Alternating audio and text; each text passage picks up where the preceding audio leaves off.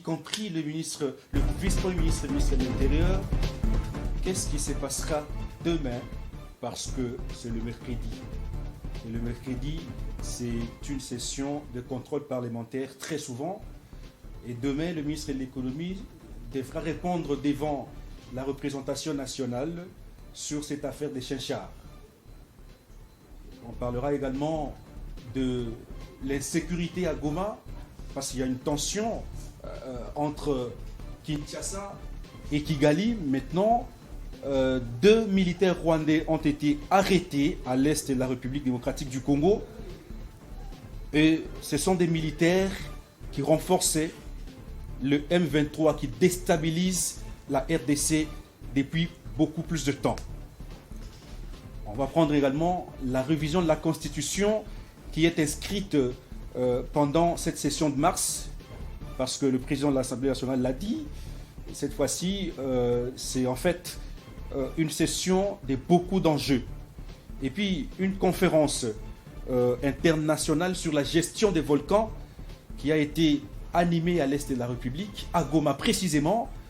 On en vient juste après ceci pour en parler.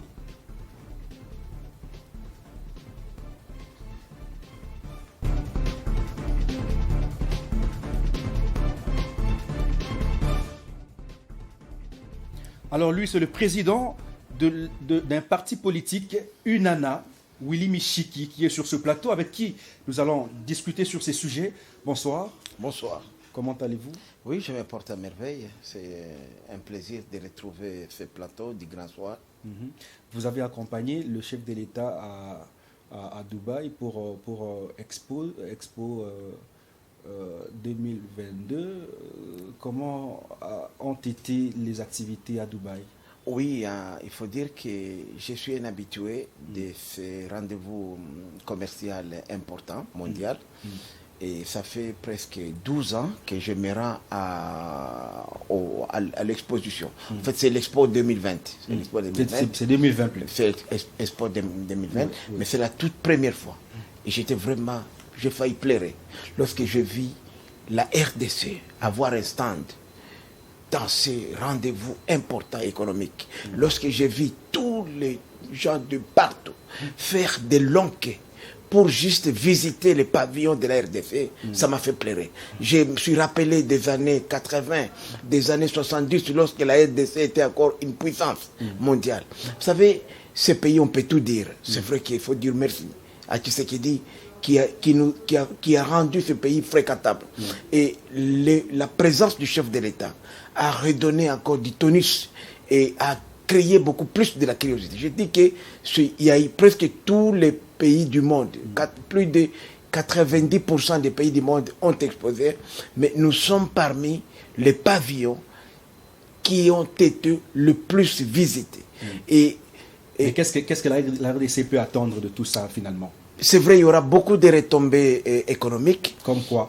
D'abord, puisqu'il y a eu beaucoup de rendez-vous, j'ai eu quand même à voir si tous les gens s'intéressaient plus dans 2 secteurs.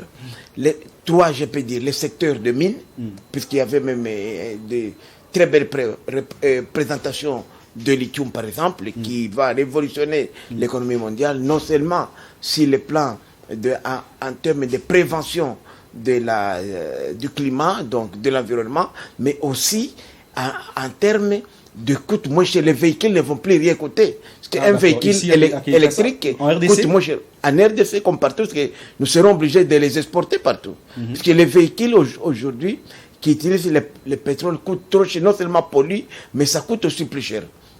Mais l'autre aspect aussi, c'était nos productions agricoles. J'ai vu, par exemple, les gens qui venaient seulement acheter les cacao, les cafés produits au Congo.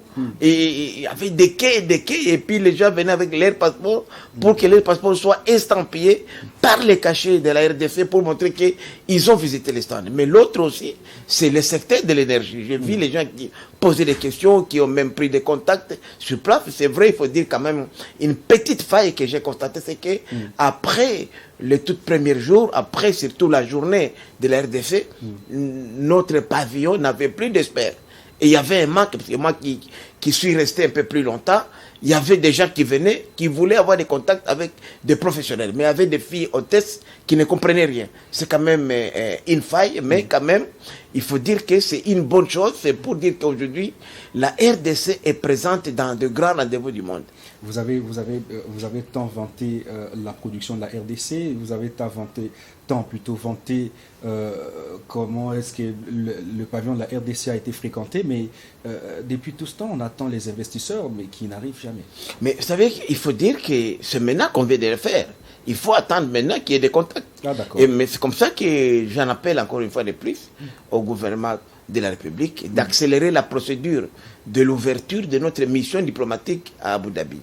Puisque nous avions déjà nommé l'ambassadrice qui était Djeka, Madame Djeka, qui était à Londres, qui va faire une diplomate de carrière. Nous voudrions aussi avoir un consulat général à Dubaï. Vous savez, à Dubaï, il y a plus de 10 000 Congolais qui sont là-bas.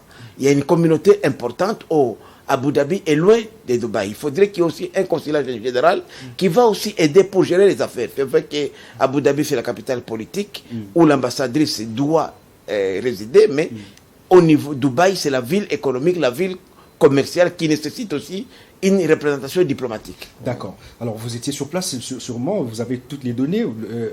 Nos téléspectateurs ont compris que vous étiez réellement sur place, mais cette fois-ci, on attend les investisseurs. Les retombées viendront. Les retombées viendront. Alors, on va prendre la première thématique, c'est l'insécurité à Goma. On a comme l'impression que le Rwanda joue à l'hypocrisie.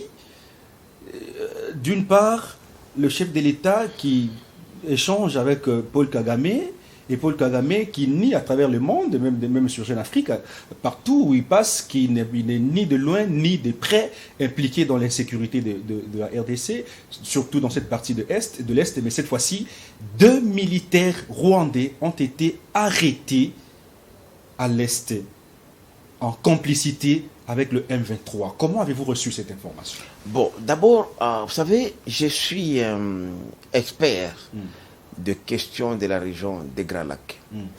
Il faut faire très attention lorsqu'on parle de citoyens nilotiques. Nous avons des nilotiques au Congo, nous en avons aussi au Rwanda. Nous avons des Hutus au Congo, nous en avons aussi au Rwanda. Et je peux vous dire que dans l'armée rwandaise, il y a beaucoup de Congolais qui sont nés, grandis ici chez nous, qui sont partis là-bas et qui sont dans l'armée, qui souvent reviennent ici prétestant défendre leurs frères et défendre même leurs terres. On en a connu, moi j'en ai connu personnellement, qui sont prêts, qui quittent là-bas. Est-ce que c'est dans ces lots-là ou c'est une action organisée par le gouvernement rwandais? C'est pourquoi moi j'ai mis encore des réserves. Je voudrais quand même comprendre. Mais sinon, si vous avez suivi la présentation de ces 2 militaires, selon le général qui les a présentés à l'Est, ces militaires ont tout dit. Ils ont dit de quelle région militaire ils ont dit de quel groupe, je ne sais pas moi, leur classe, les classes militaires, les groupes militaires, oui. des bataillons et consorts. On a pratiquement tout cité. Non. Et le général en avait tout cité. Je ne nie pas, j'ai suivi les communiqués de FARDC, et qui a été lu brillamment d'ailleurs par le général Ekenge, porté par parole du gouvernement militaire de la province du Nord Kivu. C'est vrai que je ne dis pas que ces militaires ne sont pas des Rwandais, mais je dis qu'il y a des Rwandais d'origine congolaise qui sont venus, des jeunes gens qui sont venus d'ici. Comme ils ont des liens de parenté avec ici, ils reviennent souvent commettre de dégâts ici, prétendre défendre leurs familles qui sont en détresse ici. Ça, c'est un cas que j'en ai connu dans le passé. Mais ce que moi j'ai dit, vous savez, il ne faut pas attaquer les problèmes en amont. Il faut l'attaquer en aval. Qu'est-ce que je voudrais dire par ceci? Nous avons hérité de ce fameux problème qui n'a pas été résolu par les régimes précédents. L'accord de Nairobi, qui a été signé entre le M23 et le gouvernement sortant donc, de Kabila, le régime de Kabila, n'a jamais été exécuté. Il y a eu des failles. Comment pourrions-nous comprendre aujourd'hui qu'il y ait des hommes armés, de militaires congolais, qui soient réfugiés à l'étranger, qui se la coulent douce, et nous n'avons jamais tout fait, non seulement pour mettre la main sur eux, mais pour les contraindre à revenir au pays. C'est un défaut. Vous savez, moi j'ai fait l'exil, moi. Je sais combien on peut nuire son pays lorsqu'on est en exil. Et lorsqu'on est en exil, on a les mains libres. C'est pourquoi moi je dis ceci. Jusqu'à aujourd'hui, nous devons, le mécanisme est là. Pourquoi il n'y a pas longtemps qu'on a eu une réunion de la CIRGL ici? Puisque le président de la République est actuellement en même temps le président de la CIRGL. Mais combien d'efforts faisons-nous, nous, en tant que RDC, pour terminer cette affaire? Vous voulez que les militaires exilés reviennent au pays? Ce sont des Congolais, ils prétendent être des Congolais. Pourquoi les laisser à l'étranger? C'est un danger pour la République. Et si eux-mêmes ne veulent pas? Mais il faut les contraindre. Si même ils ne veulent pas, ils doivent d'abord renoncer à l'armée, parce qu'on ne peut pas avoir de réfugiés armés. On ne peut pas nulle part. Le statut même du HCR ne reconnaît pas un milicien ou un homme armé, femme armée comme réfugié. Il semblerait que c'est un des critères. Au Brazzaville ici. Mais justement, mais ils sont éparpillés partout. Même à Brazzaville, même en Angola, même au Gabon. Il y en a des militaires congolais qui se disent réfugiés. Sur quel statut? Normalement, lorsque tu es réfugié armé, tu ne bénéficies pas de la protection du Haut Commissariat aux réfugiés, donc de la Nations Unies. Nous devrions, nous, en tant que gouvernement responsable, créer des mécanismes de contrainte. D'abord, de les désarmer là, parce qu'ils sont partis avec les armes. Les armes avec lesquelles ils sont partis n'ont jamais retourné au pays. Et ces gens-là, pourquoi ne pas l'accord est là. Pourquoi nous ne pouvons pas appliquer cet accord-là ou les renégocier? Puisque aujourd'hui, le M20, puisque c'est un prétexte qui va nous coller partout. Et moi, j'ai dit, ça, il faut faire attention. C'est une épine dans les pieds du président de la République. Les gens qui veulent nuire les progrès que nous avons réalisés vont passer par les M23 pour nous nuire. Et lorsque je vois aujourd'hui des militaires rwandais impliqués, c'est facile. Même moi, je vous dis, les militaires rwandais ne sont pas anticorruption, non. Ce sont des hommes comme vous et moi. Si j'ai des moyens, je peux aller recruter aujourd'hui, indépendamment même de l'armée ougandaise, angolaise, congolaise de Brazzaville, recruter des hommes armés pour les mettre sur nos rangs comme des mercenaires. Puisque nous n'avons pas de preuves que c'est l'armée rwandaise qui les a envoyés, ce sont des militaires rwandais. On peut les recruter. Mais le problème, c'est nous, c'est la défaillance de notre système de sécurité. Nous avons déjà parlé de ces problèmes depuis longtemps. Pourquoi nous ne pouvons pas mettre fin à cet accord? Soit nous le rejetons carrément, ou nous le renégocions, ou nous l'appliquons. Mais le fait que le ministre des Affaires étrangères, Christophe Lutundulapa, je cite, convoque l'ambassadeur rwandais pour un échange. Vous voyez une tension entre Kigali et Kinshasa? Non, c'est dans les us et coutumes diplomatiques. Lorsqu'il y a un problème, on convoque l'ambassadeur de ce pays-là pour présenter la protestation de la RDC. La RDC a protesté par la voie diplomatique. C'est la première étape. Si cela ne s'améliore pas, nous pouvons aller même plus loin et même, peut-être même déclarer une guerre ou même couper ou suspendre les relations diplomatiques ou même rappeler notre ambassadeur. Aujourd'hui, je vous dis que malgré on dit que tout va bien, la RDC n'a jamais nommé l'ambassadeur au Rwanda. Le dernier ambassadeur de la RDC au Rwanda, c'est les juges à la Cour constitutionnelle, Koulou. Depuis Koulou, il y a déjà un problème. Et nous avons un ambassadeur rwandais ici. Justement, et ils ont nommé un ambassadeur.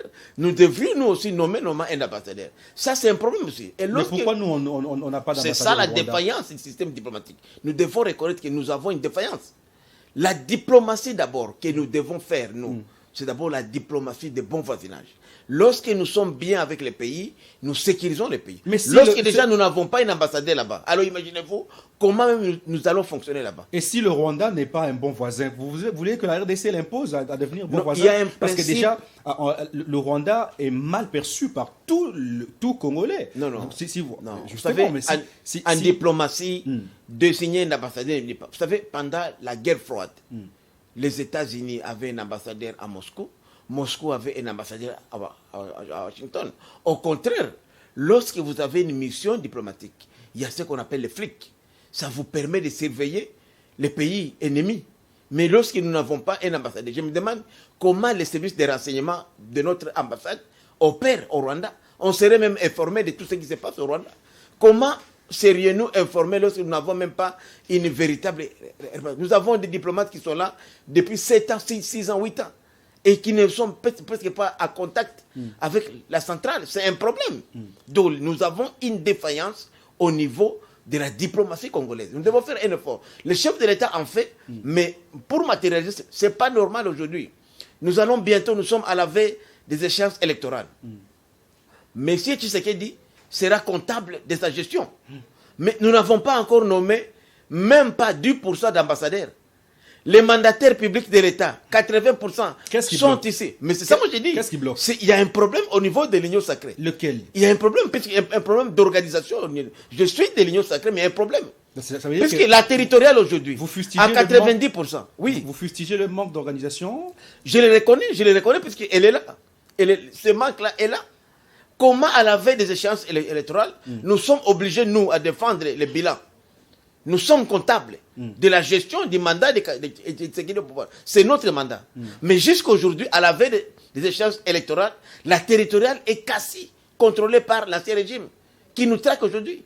80% des mandataires sont de l'ancien régime. Mais ils ont 90% géré des diplomates. Pendant 18 ans, vous n'avez que 3 ans. Non, mais les mandats ici, c'est notre mandat. C'est normal. Nous sommes comptables devant les peuples, surtout les présidents de la République qui a été élu sur base de mandats. Ce sont des choses que nous déplorons au sein de l'Union sacrée. Nous disons que nous devons nous réveiller. Qu'est-ce qui nous empêche aujourd'hui à désigner des mandataires? Qu'est-ce qui nous empêche aujourd'hui à remplacer la territoriale qui répond à la vision Fachi? Qu'est-ce qui nous empêche aujourd'hui d'avoir une diplomatie qui répond à la vision Fachi? C'est ça le problème que nous disons. Proposez quoi, donc il y a quelque chose chez nous, c'est pour dire qu'il y a à l'Union sacrée des gens quelque part qui bloquent les choses. À votre niveau, si on vous pose la question de savoir comment est-ce que la RDC peut s'en sortir face à ce problème, par exemple le problème de M23 ou le fait qu'il y ait entre guillemets tension entre Kigali et Kinshasa, quelles peuvent être les solutions que vous pouvez proposer en tant qu'expert en des questions sécuritaires? D'abord, vous savez, il y a un principe sacré. Lorsqu'on a pris un engagement, il faut absolument le respecter. Aujourd'hui, la RDC, le gouvernement, a signé des accords avec le M23 qui n'ont jamais été exécutés. Ça, c'est le premier défaut. Deuxième chose, nous devons aujourd'hui favoriser la facilité, la présence de diplomates congolais, des véritables chevronnés. Parce qu'aujourd'hui, même quand on désigne des diplomates depuis le régime de Kabila, on a mené la famille, belle-sœur, beau-frère, cousin, cousine, tout ça, tante, comme diplomates. Il faut des diplomates de carrière capables. Vous pensez que ceux qui sont là ne sont pas diplomates de carrière? Non. Vous avez Christophe Lutundu Lapala qui est ministre des Affaires Mais lui, il est étrangères. ministre, mais dans les ambassades. Ambassadeurs. Qu'est-ce qui empêche aujourd'hui au président de la République de désigner des diplomates dans les pays, pas seulement les Rwandais, tous les pays voisins? Parce que c'est d'abord, vous savez, nous avons toujours, nous voyons l'Amérique, on voit la France, la Belgique, mais d'abord ici, la sécurité de notre pays, c'est d'abord les voisins. Mais peut-être qu'il y a carence des personnes au sein de l'Union sacrée. Mais non, ce n'est pas l'Union sacrée. Les diplomates ne répondent pas aux critères. Non. Les problèmes, justement, c'est ça. Dernièrement, ici, on a désigné toute une vingtaine d'ambassadeurs de carrière qu'on a désignés, qu'on a nommés comme ambassadeurs. Pourquoi ne pas les déployer?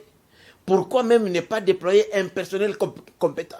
Quand vous allez, moi je fréquente notre ambassade, et d'ailleurs qui ne reflète même pas les poids politiques de la RDC, notre ambassade à Kigali. Je vois une dame là-bas, vraiment de bonne foi, qui est là depuis plus de 8 ans. Je me demande même si encore elle fait un rapport à la centrale aux affaires étrangères. Donc nous devons aujourd'hui repenser la diplomatie. C'est d'abord les hommes. Vous allez en Ouganda, c'est la même chose. Déjà oublié complètement. Nous avons des diplomates qui sont devenus comme des locaux. Normalement, un diplomate ne peut pas faire plus de 5 ans. Plus de 5 ans. C'est déjà trop. Avec l'Ouganda, nous avons quand même un accord, enfin un partenariat. Non, moi je parle de notre ambassade, de la gestion de nos diplomates. D'abord, même s'ils sont payés aujourd'hui, une bonne chose quand même, ils sont payés régulièrement. Mais qu'est-ce qu'ils donnent en contrepartie au pays? Donc tous ces voyages du chef de l'État, que nous saluons d'ailleurs, mais ils devraient être accompagnés par des diplomates chevronnés. Ce ne sont pas des postes d'amateurisme où on va apprendre. Aux affaires étrangères, il y a des fonctionnaires qui sont là, qui sont compétents, qui sont outillés, mais qui ne font rien. qui viennent d'abord, vous les voyez à midi, tout ça, en train de manger des cacahuètes, puisqu'ils n'ont pas d'occupation. Alors qu'on devrait les envoyer travailler pour la République, que de mettre des gens incompétents juste pour le plaisir, l'intérêt. Et ces gens-là, ils sont aujourd'hui investis du kabylisme. Ils ne partagent nous rien de la vision de l'Union sacrée des fascistes. Nous avons un nouveau régime. Il faudrait que ces nouveaux régimes, on puisse, surtout les miroirs du pays, c'est à l'extérieur. Lorsque ce sont les mêmes produits qui sont là, qu'est-ce qui va changer? Nous serions peut-être informés de tout ce qui s'est préparé contre la République, à partir du Rwanda par exemple. Mais lorsque vous n'avez pas de représentants valables, puisque l'ambassade, par exemple, je t'ai dit, il y a un service dans chaque ambassade qui est attaché militaire. Il y a des services de l'ANER, de sécurité. Est-ce que ces services-là existent au Rwanda? Je doute fort. Sinon, on serait informé, même on devrait même anticiper. Mais ils nous ont pris à pied levé. Et je vous dis la vérité, il faut le dire, ni c'était l'intervention aussi de nos alliés ougandais, le pire, ce serait passé à Rutshuru. D'accord. Puisqu'il y a aujourd'hui des centaines de milliers de déplacés. Moi je suis du Nord Kivu, ça m'interpelle personnellement, parce que c'est notre électorat qui est menacé. Vous savez, si Kabila a échoué chez nous, c'est à cause des problèmes de ces gens. Donc il ne faut pas amener les gens à commencer à réfléchir des fois sur le soutien que nous accordons au chef de l'État. C'est dangereux. D'accord.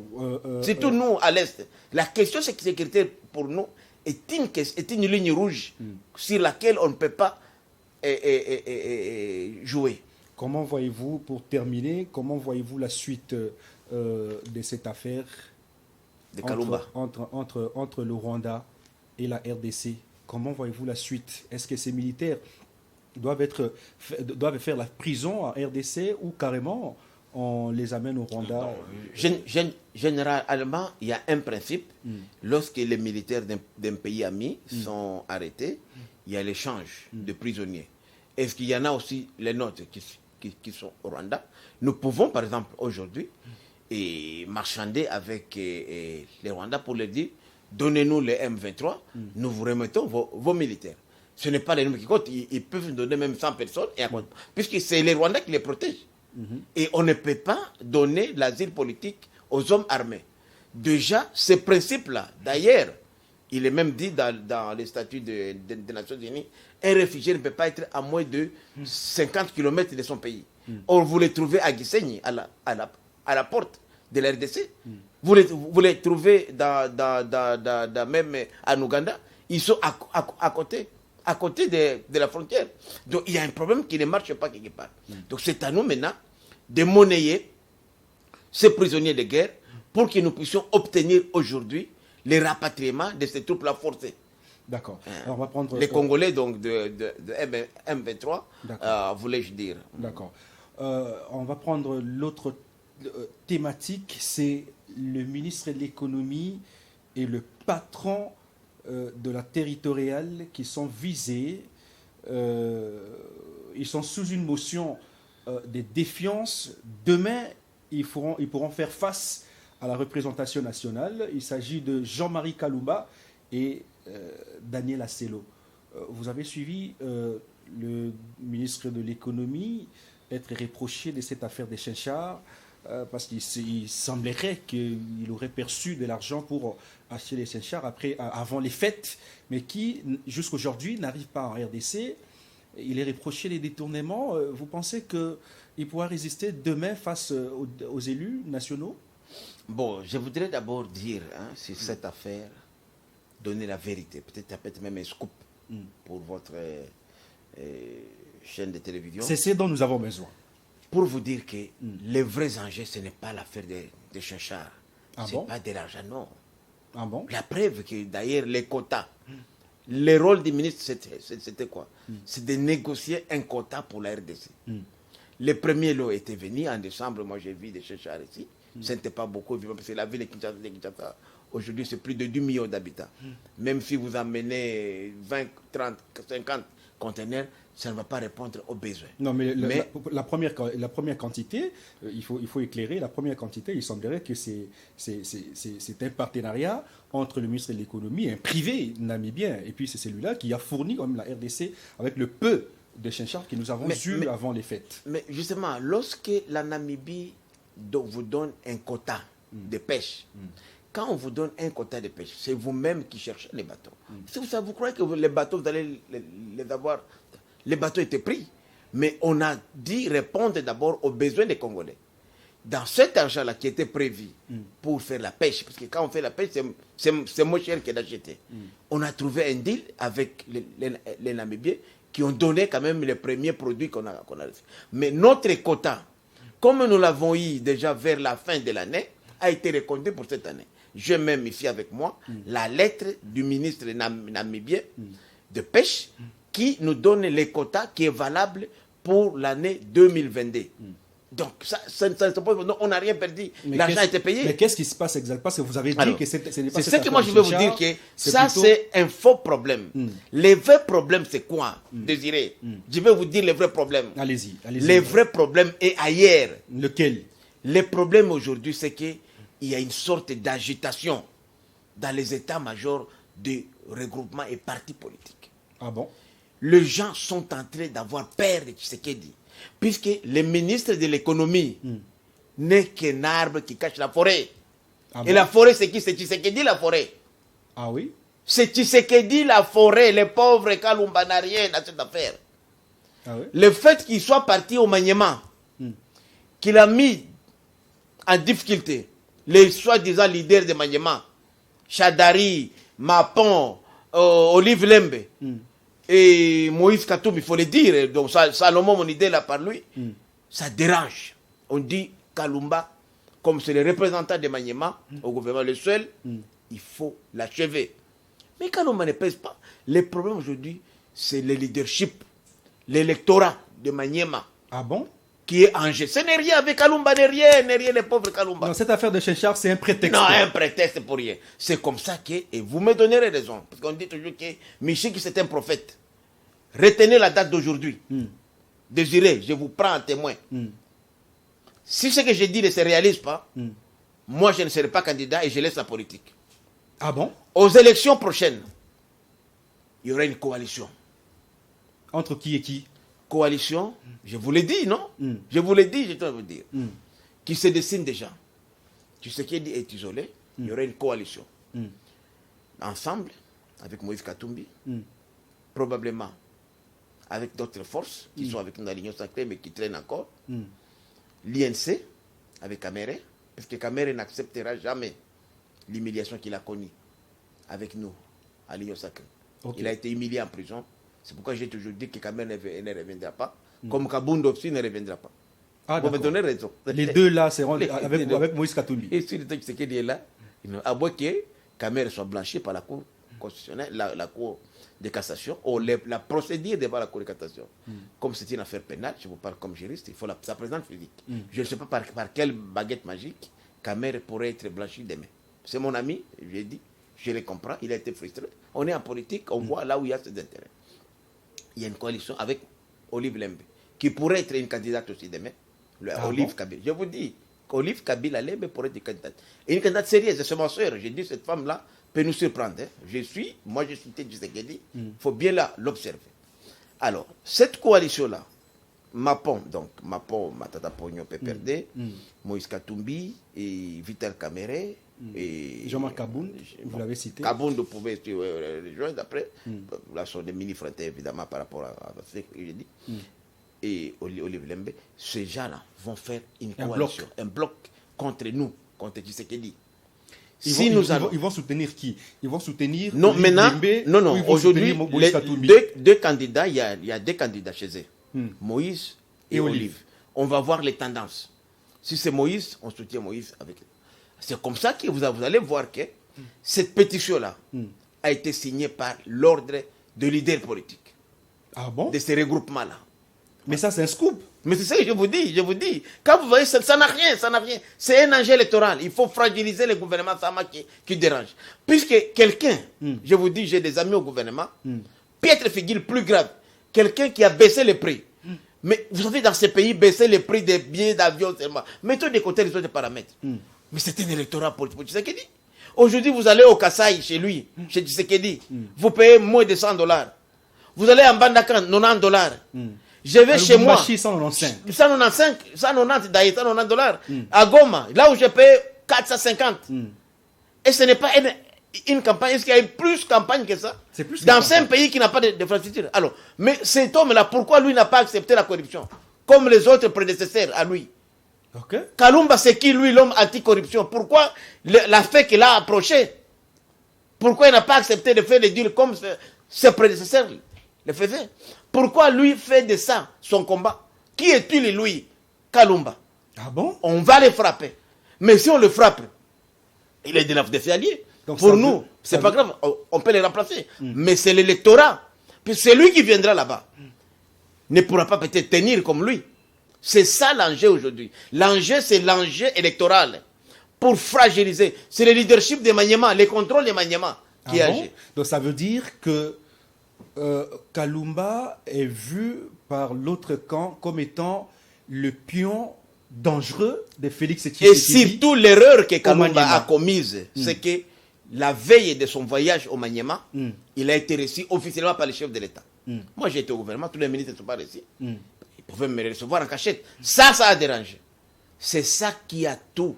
C'est ça. On voit comme si c'est le chef de l'État est en train de préparer Kalumba. Il Kalumba. qu'il utilise, voilà. Et le fait que le chef l'a félicité publiquement, ça dérange. Puisque c'est une matière de campagne. C'est ça l'enjeu. Puisque la question de ce qu'on vous raconte, les chéchards, ça c'est du bullshit, comme on dit en anglais. Il faut être naïf. C'est pourquoi moi j'ai dit, les gens qui soutiennent les chefs de l'État réellement, s'il y en a dans l'Union sacrée, sincèrement, devraient barrer la route à tous nos ennemis internes de l'Union sacrée. Puisque ça c'est une histoire montée de toutes pièces pour déstabiliser l'électorat du président Tshisekedi. C'est tout. Il n'y a rien de ça. Il n'y a rien d'autre que ça. Donc les prétextes des chéchards et consorts, ça n'a rien avec c'est plutôt l'électorat. Mais le problème à l'Union sacrée, il y a un déficit communicationnel à l'Union sacrée. Et les gens ne voient pas les choses. Ah, ça vous reconnaissez? Bien sûr, je reconnais, je suis à l'Union sacrée. Il y a un déficit communicationnel. Nous faisons beaucoup, mais qui ne sont pas connus, malheureusement. Même les actions du chef de l'État. Même les actions du chef de l'État, il y a un vide. Même, je me demande même si à la présidence, il y a réellement un porte-parole. Je me demande. Quand je vis ses prédécesseurs, même Tshisekedi, à l'époque, Kabila, à un moment donné, avait même une meilleure communication. Il faut le dire, je suis là, je suis là. Vous avez 10e rue qui soutient les actions du chef de l'État. 10e rue comme télévision, d'accord. Mais les hommes, il y a des hommes qui doivent parler. Si moi, je ne parle pas à la 10e rue, c'est pas la 10e rue qui va le faire. 10e rue fait aujourd'hui la concurrence de Télé 50. Télé 50 est même effacée pratiquement par la 10e rue. Vous la captez partout sur ces satellites. Merci beaucoup. Mais comment est-ce que l'Union sacrée se sert de la 10e rue télévision? C'est ça le problème. C'est là le problème. Moi, je dis, c'est ça. Comment l'Union sacrée se sert de la 10e rue? C'est nous, politiques, qui devons utiliser cet instrument pour passer le message. Et aujourd'hui, je vous dis, le chef de l'État est victime de ces déficits communicationnels qu'on constate. Et les gens qui ont l'argent ne font rien. Les gens sont devenus comme... Vous savez, moi, j'ai eu la chance. Ça fait 4 décennies que je suis acteur politique de premier rang. Moi, je n'ai pas commencé aujourd'hui. Mes collègues, les Liao, les Kibasa Maliba, les Tshisekedi, ne sont plus en vie. Les Mboakem, c'était mes collègues en politique. Et quand je vois ce que nous vivons aujourd'hui, ça me rappelle. Vous êtes d'ailleurs ancien de l'UDPS. Bien sûr, je suis cofondateur de ce parti politique IDPS, l'un des pionniers, et surtout, j'ai été aussi secrétaire général adjoint à l'époque de Kibata Maliba, président, Tshisekedi, secrétaire national à l'organisation. Donc, ce n'est pas aujourd'hui que je parle. Et je vous dis, c'est que je suis en train... le chef de l'État, dites-lui ce que vous dites ici. Dites-lui qu'il n'y a pas de communication au sein de l'Union sacrée. Comment organiser la communication au sein de l'Union sacrée? C'est ce que je suis en train de dire, que je suis en train de revivre l'époque de Mobutu, et ça me fait peur, moi, qui soutient Tshisekedi, Félix. Pourquoi? Parce que les gens sont intéressés plus à l'argent. Tous sont devenus hommes d'affaires, femmes d'affaires. C'est l'argent ou rien. Et nous risquons de connaître un coup fatal. Puisqu'il y a une coalition qui se dessine contre nous. Les autres s'organisent, mais nous, on voit l'argent. Qu'est-ce que moi, je vais bouffer, moi? Même nos ministres qu'on a placés au gouvernement, on ne voit même pas. Ils sont tous devenus hommes et femmes d'affaires. Ça veut dire que le chef de l'État est mal entouré. Très mal entouré. Je l'ai dit. Je suis là de l'Union sacrée, je n'ai pas peur de personne. Personne ne me paye mon loyer ou mon carburant. Je suis libre de ma parole. Je dis, le chef de l'État est très mal entouré. Et si on ne fait pas attention, on risque de connaître des surprises en 2023. Je l'ai dit, hein, on dit Michik est prophète, puisque les autres s'organisent. Nous, on ne s'organise pas. Nous cherchons l'argent. Mais l'argent que nous cherchons, on en fait quoi? C'est comme le PPRD. J'ai toujours dit, depuis longtemps, que le PPRD, c'était un conglomérat des aventuriers.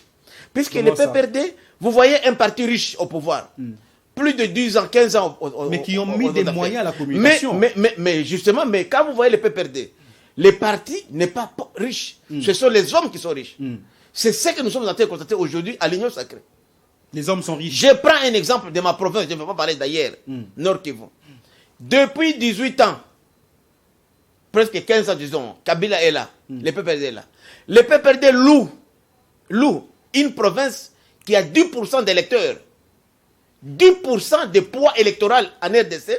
Le PPRD, qui est un parti qui a eu des ministres et des mandataires dans ma province, ne loue qu'un petit appartement comme ça d'une chambre et salon au premier étage.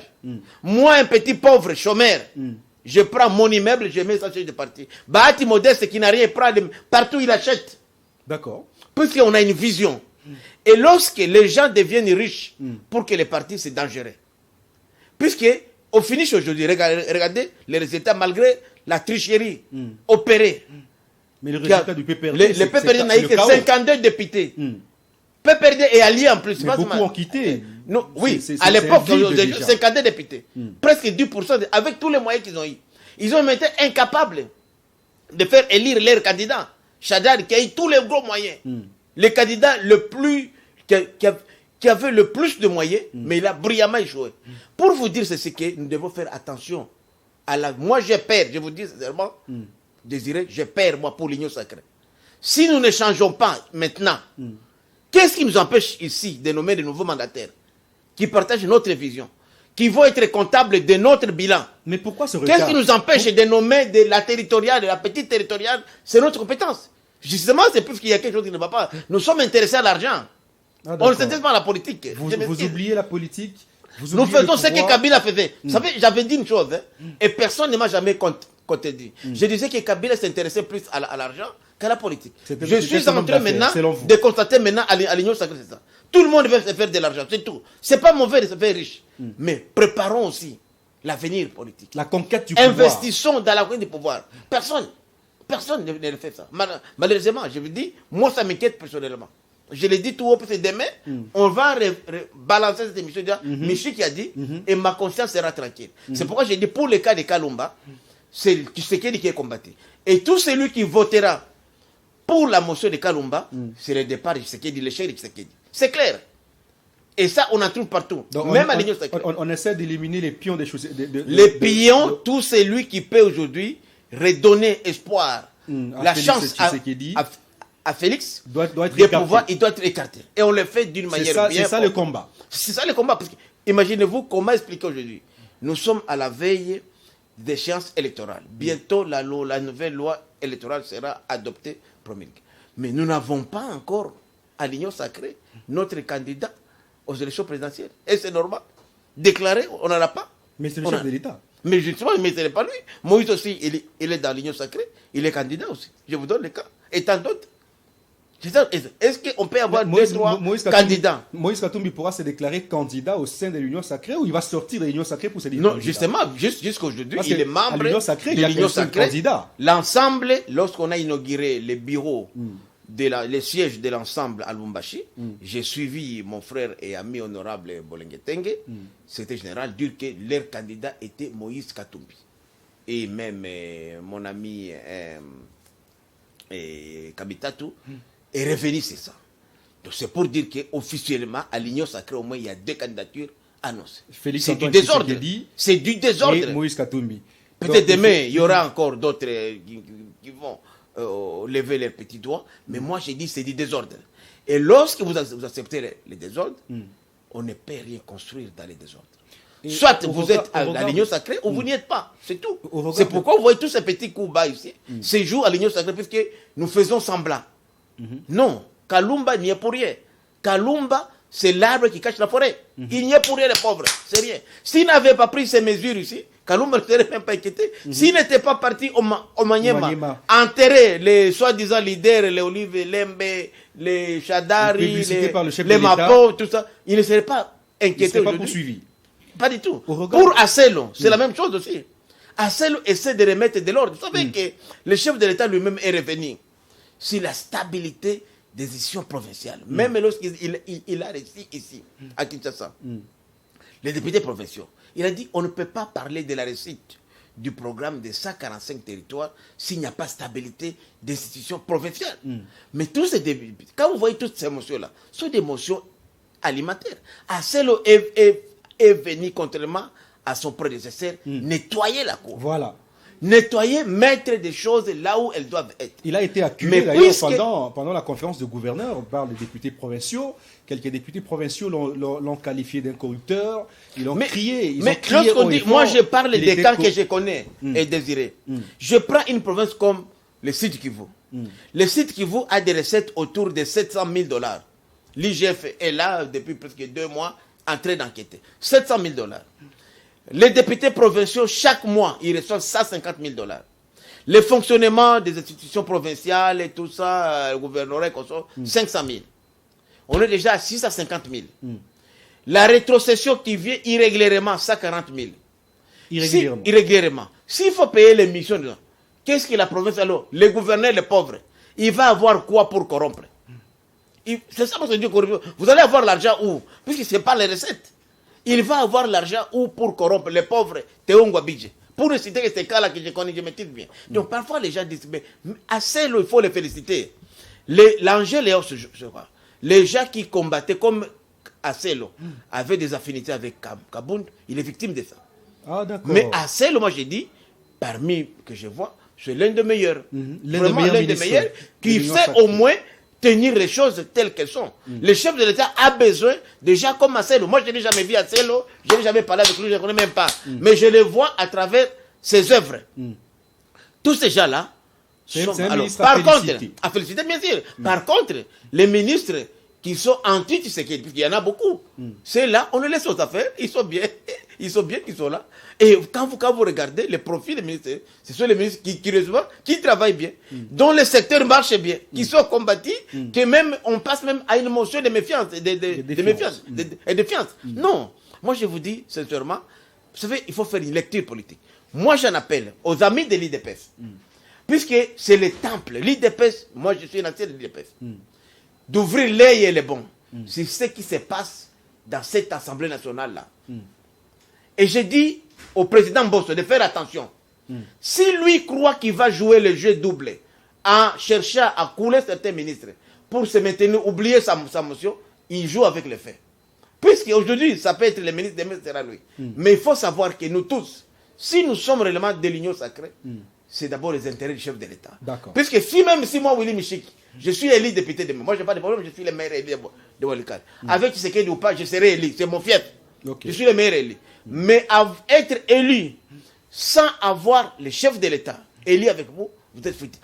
On a vu ici, comme l'FCC, même s'ils avaient fabriqué une majorité mécanique, mais puisqu'ils n'avaient pas un chef de l'État élu de leur côté, ils sont en débandade aujourd'hui. Donc nous devons éviter cette erreur-là, de croire que même si Tshisekedi ne passait pas, moi je passe député, professeur national, ça m'arrange. C'est une erreur. Faisons d'abord passer les chefs de l'État et nous viendrons après. Alors, et nous serons forts de 2023 à 2028. Au regard de tout ce que vous avez dit, que vous observez un désordre au sein de l'Union sacrée, déficit communicationnel, vous avez relevé, est-ce que vous vous êtes dit un jour approcher le chef de l'État pour le lui faire part? Je vais vous dire sincèrement que moi je suis de l'AFDC allié. Mes préoccupations, je les partage avec mon autorité morale et notre regroupement, qui est partenaire de l'IDP. Si le président n'a pas reçu l'information, alors peut-être, comme il suit la deuxième, il peut l'avoir. Je n'ai pas besoin, moi, Willy, je n'ai jamais demandé, moi, une audience pour aller voir le chef de l'État. Je n'en ai pas besoin. Nous sommes dans une structure organisée.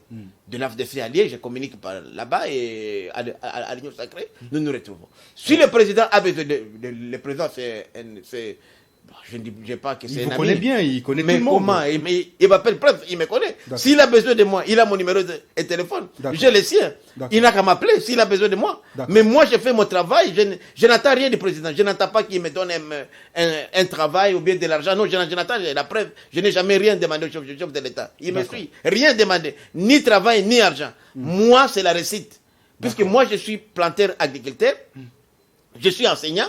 Je vis bien des paix que j'ai. Mais moi, je n'accepte pas seulement l'échec, c'est tout. D'accord. Je ne veux pas que mon camp, que j'ai choisi, puisse échouer. C'est tout. Le reste ne m'intéresse pas. Voilà. Nous sommes presque à la fin de l'émission. On doit prendre le dernier sujet, c'est la révision de la Constitution prévue pour cette fois-ci pendant la session de mars. Est-ce que vous êtes d'accord qu'il est opportun que la Constitution soit révisée? Oui, je suis de ceux-là qui pensent que cette révision, cette constitution ne reflète plus la réalité du pays. Les contextes dans lesquels nous l'avons confectionnée à l'époque, en 2006, et déjà c'était une constitution faite d'abord à la hâte. Nous venions d'une guerre, il fallait mettre quelque chose. Mais aujourd'hui, il faut l'adapter aux réalités d'aujourd'hui. Beaucoup de choses doivent être révisitées. Moi, je crois que nous devons avoir aujourd'hui le courage de comprendre que cette constitution ne peut plus faire. Par exemple, aujourd'hui, je prends l'article 10 de la constitution sur la question de la nationalité. À l'époque, comme nous avons été envahis par les pays voisins, on voulait verrouiller l'article 10. Mais les pays même qu'on imitait, notre ancienne métropole, la Belgique, les colonisateurs, sont passés à la double nationalité. Les joueurs qui jouent aujourd'hui chez nous, dans l'équipe nationale, vous savez que notre loi ne permet pas aux étrangers de jouer dans l'équipe nationale. Mais ils jouent. Ils jouent. D'où il faut... Non, moi j'ai dit, nous avons dans les gouvernements des gens qui ont la nationalité étrangère. Nous fermons les yeux. Dans l'administration publique, nous en avons. Ce sont des réalités que nous avons connues. Nous avons été en exil. On a eu des enfants nés là-bas, gradés là-bas, qui ont ces nationalités qui sont revenus travailler ici. Donc nous devons... La force de l'Israël aujourd'hui, c'est le fait d'avoir des juifs américains, britanniques, européens, partout, qui défendent l'Israël partout où ils sont. C'est ça la force de la RDC. Quand vous voyez aujourd'hui les Congolais qui sont partout, nous devons revisiter cet article-là, parce qu'aujourd'hui, le contexte est dépassé. La question, par exemple, aujourd'hui, du mandat du chef de l'État.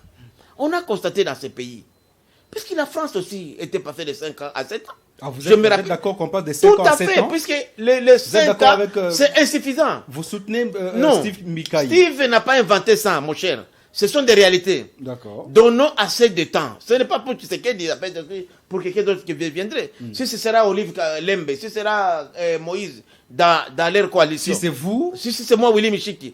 7 ans, c'est assez pour donner au moins, produire un bilan. 5 ans, c'est paix. D'accord. Et puis, les élections nous coûtent cher. Vous savez, nous sommes les pays qui, en Afrique, dans le monde, qui a dépassé, nous avons même dépassé plus que les États-Unis. 600 millions de dollars. 600 millions pour les élections. Donc ça a devenu un luxe chez nous. Est-ce que nous avons, nous, le luxe de se taper des élections de 600 millions de dollars? Combien d'universités on devrait construire? Combien d'écoles? 600 millions de dollars. Alors c'est pourquoi moi j'ai dit, nous devons réfléchir à cet état-là. Mais aussi, il y a aussi un problème, c'est que dans 7 ans, on réconcilie les gens. 5 ans, ça passe très vite. Regardez aujourd'hui, le mandat de Tshisekedi est presque fini. Beaucoup. Merci beaucoup, Willy Michiki. La toute dernière question, mais de façon très concise. Qu'est-ce que vous pouvez reprocher au chef de l'État? Moi, je reproche au chef de l'État, je le dis vraiment en cœur ouvert, ne pas avoir le courage de sanctionner son entourage. Très bien. Restez branchés sur les antennes de 10e rue Télévision. Vous avez suivi les réponses de président d'un parti politique dénommé UNANA, Willy Michiki, qui est passé sur ce plateau. Merci d'être passé. Merci à vous qui nous suivez de partout à travers le monde. Nous sommes à Kinshasa. C'est dans quelques instants avec Laetitia.